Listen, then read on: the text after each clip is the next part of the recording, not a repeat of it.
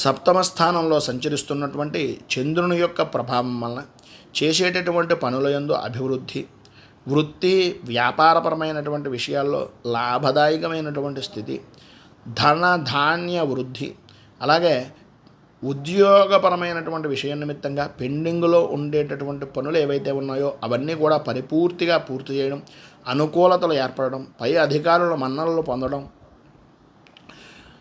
స్త్రీలకు ప్రధానంగా నూతన వస్తు వాహన ఆభరణ ప్రాప్తి అనేటటువంటిది కలగడం, అలాగే ఉద్యోగపరంగా అధికారుల వలన స్నేహ లాభాలు పెరగడం, శత్రు దూరం అవడం, అనుకూలతలు ఏర్పడడం, కుటుంబ సౌఖ్యం కలగడం లాంటి శుభ ఫలితాలు పొందుతున్నారు.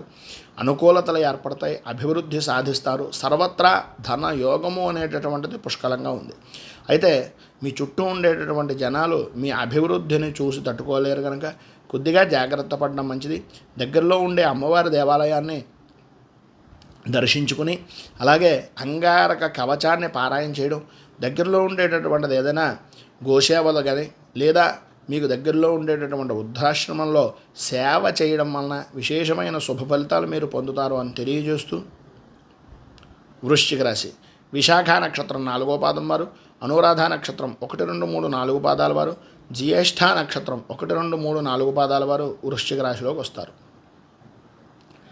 అష్టమ స్థానంలో సంచరిస్తున్నటువంటి చంద్రుని యొక్క ప్రభావం వలన ప్రధానంగా బాగా కావలసినటువంటి వ్యక్తులు మిమ్మల్నిగా ఎవరైతే చూశారో వారితోటి కొద్దిగా అకారణ విభేదాలు, అపనిందలు, అపవాదులు కలిగే అవకాశం. అష్టమ స్థానంలో సంచరిస్తున్నటువంటి చంద్రుని యొక్క ప్రభావం వలన మీకు బాగా కావలసినటువంటి వ్యక్తులు కానీ లేదా ఇతపూర్వం మీ ద్వారా ఉపయోగాన్ని పొందినటువంటి వ్యక్తులు కానీ మీకు సంబంధం లేని విషయాల నిమిత్తంగా అకారణంగా విరోధాలు కలగడం, అపనిందలు, అపవాదులు అనేటటువంటివి జరిగే అవకాశాలు అధికంగా ఉండడం, భార్యాబిడ్డల మధ్యన ఆరోగ్యపరమైనటువంటి సమస్యలు, నమ్మినటువంటి వారి వలన మోసపోవడాలు, విరోధపు మాటలు, మాట పట్టింపులు, తలచినటువంటి పనులయందు ఆటంకాలు, పెంపుడు జంతువుల వలన మనస్సుకు ఆందోళన, అలాగే శత్రువృద్ధి, ఉదర సంబంధమైనటువంటి బాధలు అంటే కడుపుకు సంబంధించిన అనారోగ్య సమస్యలు, అలాగే ప్రధానంగా వృత్తిపరంగాను ఉద్యోగపరమైనటువంటి విషయాల నిమిత్తంగాను శత్రువృద్ధి కనిపిస్తోంది. మీరు ఎదుగుతున్న కొద్దీ మీ చుట్టుపక్కల ఉండేటటువంటి వ్యక్తులు ఓర్వలేని తనం వలన పై అధికారులతోటి అలాగే మీ సహచరులతోటి కొన్ని ఇబ్బందులు పడేటటువంటి అవకాశాలు అధికంగా కనిపిస్తున్నాయి. వ్యాపారపరమైనటువంటి విషయం నిమిత్తంగా అభివృద్ధి సాధిస్తారు, అనుకూలతలు ఉంటాయి. కానీ కొన్ని రకాలైనటువంటి సమస్యాత్మకమైనటువంటి ధోరణి వలన ఏం చేస్తున్నారో, ఏం చేయాలనుకుంటున్నారో అది కూడా అర్థం కానటువంటి పరిస్థితి.